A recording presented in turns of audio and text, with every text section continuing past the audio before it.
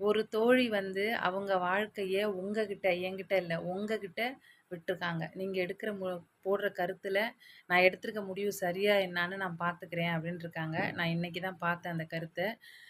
அவங்க வீட்ல 2 பெண்கள். இந்த பெண் தான் எல்லாருக்கும் சாப்பாடா இருக்கட்டும், துணி துவைக்கிறதா இருக்கட்டும், ஏ டூ இசட் அந்த வீட்ல இந்த பொண்ணு தான் செய்யறதாமா. அ ஆனா இன்னொரு பொண்ணு இருக்காங்க இல்லையா?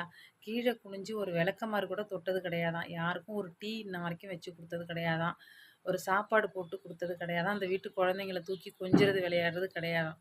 ஆனா, அந்த பெண்ணுக்கு குடுக்குற முக்கியத்துவமும், மரியாதையும், முதலிடமும் அந்த வீட்ல இந்த பெண்ணுக்கு தர்றதில்ல. எல்லாருக்கும் பசியாத்துற இந்த பெண்ணுக்கு ஒண்ணுன்னா ஓடி நிக்கிற இந்த பெண்ணுக்கு தர்றதில்லைங்களாமா.